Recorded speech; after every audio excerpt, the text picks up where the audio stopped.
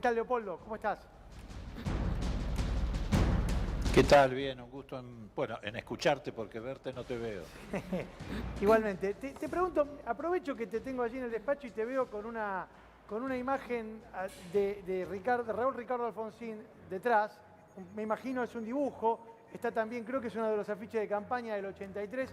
Te pregunto, ¿cómo recibiste como radical el hecho de que Ricardo Alfonsín haya sido convocado para ocupar la Embajada Argentina en España?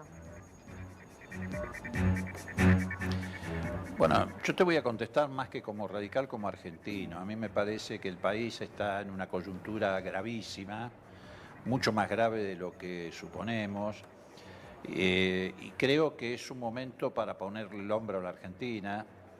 La herencia que se ha recibido es dramática, no hace falta que yo la enumere. Y me parece que el gobierno de Alberto Fernández y de Cristina Fernández de Kirchner han dado con esto, en primer lugar, una muestra de pluralidad y de apertura, que demuestra que el frente de todos es realmente de todos. En segundo lugar, creo que la actitud de Alfonsín ha sido una actitud seria, responsable. El apellido Alfonsín pesa mucho en Europa y particularmente en España, porque en los albores de la democracia Alfonsín y ese apellido se asoció con la recuperación democrática en la Argentina, y además porque ha tenido una gran influencia en lo que se llamó la socialdemocracia europea. Pensá que en España ha retornado al poder el Partido Socialista Obrero Español, un partido que siempre tuvo una relación muy particular con Alfonsín, de admiración, de respeto. Y todo eso puede ayudar en una coyuntura donde no España, Europa juega un papel relevante, como lo ha demostrado Claro. esta gira de Alberto Fernández, en Sí. la definición del principal problema de la Argentina, que es resolver el problema de la deuda externa. Así que creo que es muy auspicioso lo que ha ocurrido. Leopoldo, buenas tardes. A propósito de la herencia recibida que acaba de mencionar, vamos a pasar, o al menos eso dicen desde el gobierno de la provincia de Buenos Aires, de la bicicleta financiera al modelo productivo. ¿Cómo analiza esto? Bueno, efectivamente, ayer el gobernador Kicillof anunció, en concordancia con lo que ya había anunciado unos días antes el gobierno nacional, una amplia moratoria de 10 años, nada más y nada menos, para las pequeñas y medianas empresas, para las deudas que tienen que afrontar, tanto de carácter fiscal como vinculadas al aspecto previsional. Es una de las tantas medidas que se está tomando para poder reactivar la economía argentina y particularmente en el sector que da mayor empleo, que es el sector de las pequeñas y medianas empresas. A eso hay que agregarle también el alivio que significará durante estos meses que no va a haber aumento en las tarifas de electricidad, de gas, de agua, tampoco en la de transporte. Son todos factores que van sumando a reavivar, a resucitar, porque estaba muerta, la actividad económica de la Argentina. Leopoldo, hablando de lo que es la herencia, hace pocas horas nada más, Alberto Fernández habló sobre el tema de la pobreza. Dijo que, bueno, tenemos un Messi, pero tenemos 40% de pobreza. ¿Qué es lo que garantiza que Alberto Fernández puede llegar a dar vuelta o por lo menos reducir la pobreza? Mire, no hay una sola medida que garantice esto mágicamente. Es un conjunto de decisiones que se están adoptando que pretenden volver a poner al país en el carril de la producción, la inversión y el trabajo, que es lo que va a la postre a resolver el problema de la pobreza. El primer nudo grande que hay que desatar es el de la deuda externa. Si no resolvemos ese problema de la deuda externa, no podemos resolver ninguno de los otros problemas que vive la economía argentina y la sociedad argentina. Por eso ustedes habrán visto que Alberto Fernández, que Cristina Fernández, que el gobierno están concentrados muy fuertemente en desatar ese nudo. Y yo creo que van bien orientados. ¿Por qué? Porque si efectivamente nosotros logramos que tanto los organismos internacionales, en primer lugar el Fondo Monetario, como los acreedores privados, le den a la Argentina un plazo de 3, 4 años con reducción de intereses para afrontar esas obligaciones que nos dejaron, que no solamente son una tragedia por el volumen, sino por la curva de vencimientos, bueno, ahí la Argentina va a encontrar los recursos suficientes como para poder inyectarlos en la reactivación del aparato productivo de la Argentina. Y si en simultáneo, como ya está proyectado y anunciado, le cobramos a los que ganaron tasas inconcebibles de ganancia, valga la redundancia, durante estos años, que fueron los que vendieron sus servicios en dólares o sus bienes con precios de dólar, ya sea los agroexportadores como las empresas de servicios, que tuvieron a su favor una devaluación del 540% en estos años. También logramos que ellos contribuyan, como efectivamente lo vamos a hacer a través de distintas medidas que se han tomado, aumento de retenciones, etcétera, etcétera. Ese conjunto de elementos va a significar un fuerte impulso a la economía, y el impulso a la economía trae aparejada la reducción de la pobreza. Está bien, Leopoldo, ¿cómo te va? Ernesto Adida te habla. Está bien lo que decís, entiendo y es comprensible, pero ¿Qué tal? hay un tema central acá. La deuda, ¿no es deuda odiosa? ¿Qué quiero decir con esto? Para que la gente lo entienda. El gobierno de Mauricio Macri subió en un 40% la deuda externa y no se ve ostensiblemente que haya habido grandes cambios en el país con la toma de esa deuda. ¿Alguien la plata se la llevó? ¿No los van a llevar a la justicia? Sí, yo creo que hay que llevarlos a la justicia. Hubo una fuga de capital que fue en consonancia con el volumen del endeudamiento. Solamente, por ejemplo, lo que se tomó en deuda con el Fondo Monetario Internacional, que fue creo que alrededor de 44.000 millones de dólares, en ese mismo periodo de esos 44.000 millones de dólares, 30.000 como mínimo se fueron en fuga de capital. O sea, fueron a parar o a las cajas de seguridad de algunos o a las sociedades offshore de otros en el exterior. Diputado, nosotros hemos decidido aquí en el Congreso, el otro día sí, perdón. No, me pareció que alguien me interrumpía. Sí, pero complete la idea.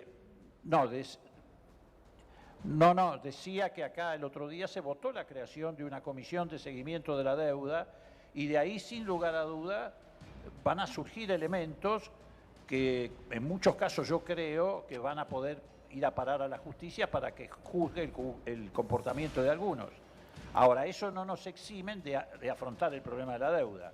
Una cosa es enviar a la justicia a quienes se beneficiaron, incluso con comisiones probablemente, y otra cosa es tener que afrontar el pago de la deuda, que es ineludible. Ahora, por un lado está esta posibilidad de llevar eventuales irregularidades a la justicia. Por el otro lado, el crecimiento económico necesita de seguridad jurídica, es decir, el factor judicial aparece todo el tiempo en escena. ¿A qué justicia van a ir? ¿Qué nos puede contar de la reforma judicial en ciernes anunciada en el Congreso por el presidente Alberto Fernández, pero de la que hasta ahora se conoce muy poco? Bueno, mire, en primer lugar le quiero decir que hemos recibido al país en tales condiciones que es muy difícil resolver todo simultáneamente, porque podría ocurrir que terminemos como en la tragedia de la Puerta 12 de River. Todos los sectores de la sociedad tienen un reclamo justo para hacer y hay muchas cosas para modificar. No se puede hacer todo junto, hay que tener un plan de prioridades. La primera prioridad fue asistir a los que tienen hambre. Por eso la tarjeta alimentaria, bueno, por eso todo lo que ya sabemos. La segunda prioridad es desatar el nudo de la deuda y eso simultáneamente va a traer solución a varios de los problemas pendientes. En ese marco también es una prioridad modificar la justicia, modificar el comportamiento de los servicios de inteligencia que han servido como aparato de extorsión y persecución política durante estos 4 años, en connivencia con sectores del Poder Judicial. Todo eso se está trabajando. Estamos a 40, 45 días de que asumió el nuevo gobierno. Bueno, estamos trabajando a un ritmo muy fuerte. Efectivamente, la justicia hay que transparentarla. La justicia tiene que, el Poder Judicial, el sistema judicial de la Argentina tiene que ser modificado. Esta es una decisión que tenemos tomada. Vamos a avanzar en esa dirección. Se ha intervenido la AFI, la Agencia Federal de Inteligencia. Se está llevando adelante una tarea de depuración, después vendrá una nueva propuesta para reorganizar ese sistema de inteligencia que no tiene no tiene que tener ningún vínculo con la justicia. La inteligencia no tiene que tener ningún vínculo con la justicia. En todo caso, todo lo que tiene que ver con delitos complejos, narcotráfico, Claro. trata de personas, etcétera, tiene que ir al Ministerio de Seguridad. O sea, se está trabajando en todos los terrenos y en todos los frentes.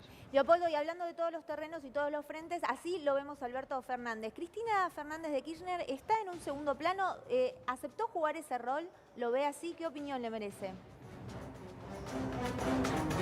No, mire, este es un gobierno que tiene como base de sustentación, en primer lugar, la decisión de la mayoría de los argentinos, kirchneristas, no kirchneristas, etcétera, que han decidido que Alberto Fernández y Cristina Fernández de Kirchner, que integran una fórmula, conduzcan los destinos de este país.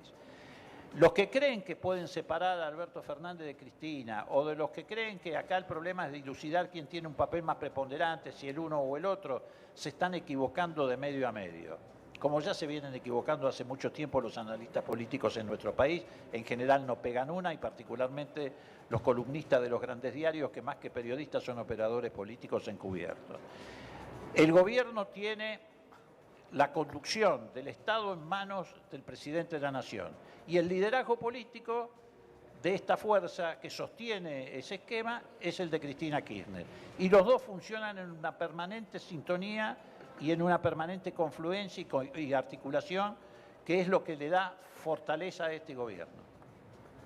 Diputado, recién usted mencionaba la herencia dramática, ¿no?, que dejó el gobierno anterior. ¿Cree que Mauricio Macri tiene la posibilidad de liderar la oposición con todo lo que dejó con la herencia? No, de ninguna manera. Yo creo que Macri ya fue, y esto lo saben incluso hacia el interior de Cambiemos. No hay ninguna posibilidad de que Macri tenga retorno en la política argentina. Es absolutamente imposible. Recién mencionaste los servicios de inteligencia.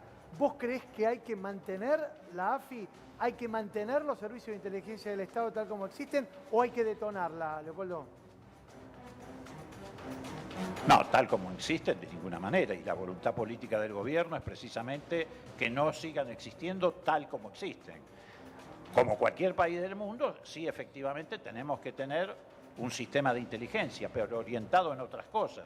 Por ejemplo, orientado a saber si tenemos riesgos sobre zonas críticas de nuestro país, de recursos naturales, orientado a saber cuáles los movimientos especulativos de los mercados internacionales que pueden atentar contra la política económica de la Argentina, orientado a preservar el orden constitucional, pero absolutamente desvinculado de la persecución política, de la persecución a ciudadanos, de lo que tiene que ver con delitos comunes que, te reitero, tienen que pasar al Ministerio de Seguridad porque no tienen nada que hacer con la inteligencia.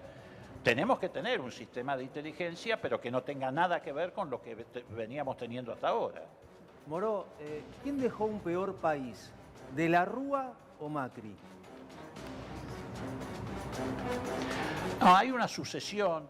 A ver, si uno quiere hacer un hilo histórico, para no irnos muy al fondo de la historia, yo te diría que hay una sucesión que arranca con Martínez de Oz en la época de la dictadura militar, que continúa en alguna medida durante la etapa del menemismo, que se abrazó a la ideología neoliberal, que continuó de la Rúa y por eso terminó en las condiciones que terminó, que se interrumpió desde los gobiernos de Duhalde, Néstor y Cristina en adelante, y que por supuesto fue retomado por el gobierno de Macri, que a mi juicio ha sido el peor gobierno que hemos tenido del 83 en adelante, sin lugar a dudas, en todo sentido, por la destrucción del tejido social, porque pulverizó el aparato productivo llevando adelante un industricidio increíble, porque nos endeudó como no nos endeudó ni siquiera la dictadura militar, tanto en volumen como en el ritmo del endeudamiento,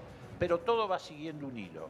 Vos fíjate que es muy paradójico, todos los gobiernos populares siempre tenemos que venir a reconstruir lo que destruyeron los gobiernos conservadores o neoliberales.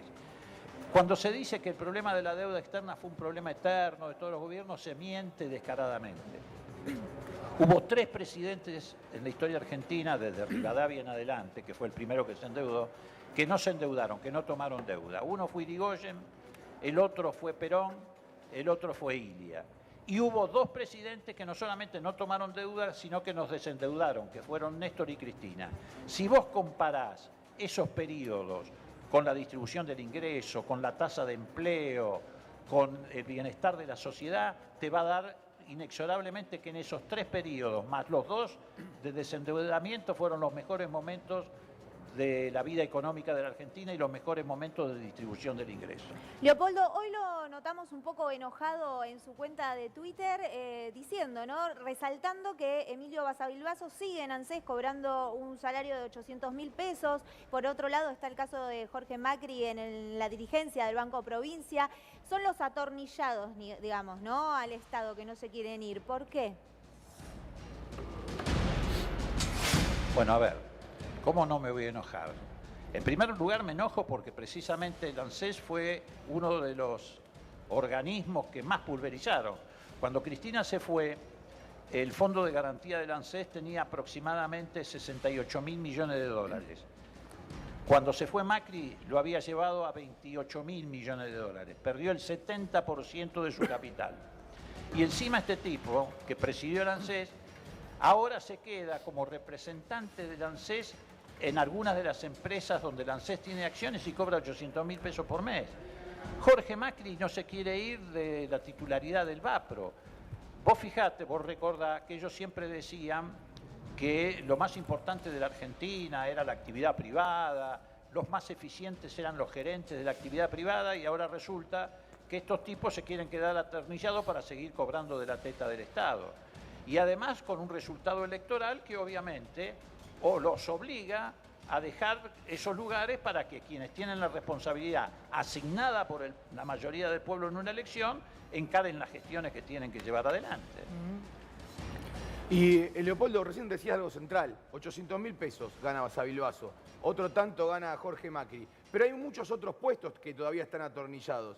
Repito, a todos esos funcionarios del gobierno que no se quieren ir, ¿ya no sería momento de dejar de pedírselo de buena manera? Porque todavía le siguen diciendo de buena manera, retírense. ¿No habría que jurídicamente sacarlos de ahí?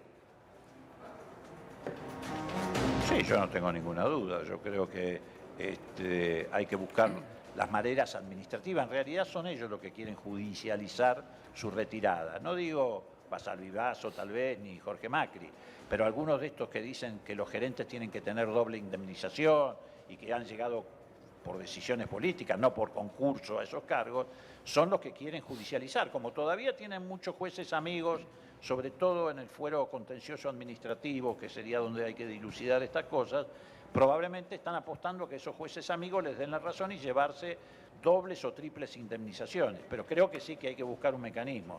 Lo que seguramente no vamos a hacer nosotros es lo que hacían ellos con los empleados públicos. Ustedes recuerden que cuando llegaron al poder, enfermeras, médicos, camilleros, chicos que trabajaban detrás de una computadora, con la Policía Federal o la Gendarmería no los dejaban entrar al trabajo y decían que eran grasa militante que había que echar del Estado. Nosotros a patadas no los vamos a echar, porque la violencia no forma parte de nuestra identidad política. Pero, evidentemente, en algún punto habrá que tomar medidas de carácter administrativo que los alejen de estas funciones que están usurpando, claramente las están usurpando. Diputado, usted mencionaba recién que quienes pretenden anquilosarse, quedarse en el Estado, cuentan con una suerte de guiño en el fuero contencioso administrativo. Eso no es Comodoro Pi. El fuero contencioso administrativo no queda en Comodoro Pi. Es decir, la pus de la justicia no está solamente en Comodoro Pi. No, seguramente que no. También estará, no en todos los casos, naturalmente, pero también estará en el fuero penal económico y en algunos cambios que introdujeron en el fuero incluso laboral. Por eso digo, el sistema de justicia, el Poder Judicial hay que revisarlo. Fíjese usted que hay camaristas que están sentados en lugares que no le corresponden, los pusieron a dedo, no llegaron por concurso. Son los camaristas que ayer, por ejemplo, ya que estamos hablando de estos temas, decidieron, a pesar de que le tocaba la subrogancia del juzgado de Bonadío al doctor Casanelo, impedir que asuma Casanelo. Y mañana creo que se hace un sorteo del que hay que estar muy atento, porque seguro que van a tratar de poner la bolilla con la mano para ver si le cae Ercolini o algún otro que tape todos los chanchullos que había en el juzgado de Bonadío. Chanchullos que estas cámaras, con camaristas puestos a dedo por Macri, avalaron en su momento. Entre ellos, por ejemplo, hay un expediente detenido que es todas las cuentas que tenía Nisman, las propiedades, etcétera, no movió un papel Bonadío. Ahí si se encuentran esas causas donde hay testigos truchos, bueno, hace pocas horas se conoció que a uno de los supuestos arrepentidos de la causa Chicone le han comprado un hostel con plata suya y mía de los ciudadanos argentinos a través del programa de testigos protegidos para que testimoniara en contra de Vudú. Entonces hay que estar muy atentos. Yo estoy casi seguro que mañana va a caer en el juzgado de Ercolini el sorteo. Diputado, cuando eran que va a ser de encubridor. Sí, cuando eran oposición se habló mucho de la persecución judicial. Hoy habló Santiago Cafiero, el jefe de gabinete, sobre que en este gobierno no hay presos políticos, sino que dijo que hay detenciones arbitrarias. ¿Qué cree usted? ¿Todavía quedan presos políticos? No tengo duda. A ver, si un poder del Estado, ya sea el Poder Ejecutivo o el Poder Judicial, que es otro poder del Estado, te persigue por tu pertenencia a un gobierno o por tu ideología, si esa persecución la materializa con causas truchas, testigos falsos, arrepentidos, comprados o extorsionados, y si en virtud de eso dicta una sentencia arbitraria, vos sos un preso político. Sin lugar a dudas sos un preso político. Preso político no es solamente ser detenido en virtud del estado de sitio, que por otra parte no está vigente, o ser detenido por una dictadura militar. También sos preso político si se viola el Estado de Derecho, el debido proceso, la defensa en juicio, como se ha hecho en estos casos, a través del Poder Judicial, que termina derivando en una sentencia arbitraria. Pero sos un preso político. Está clarísimo, Leopoldo. Muchísimas gracias por su tiempo, diputado. Buenas tardes. No, todo lo contrario, que les vaya muy bien. Gracias a Leopoldo. ustedes. Abrazo.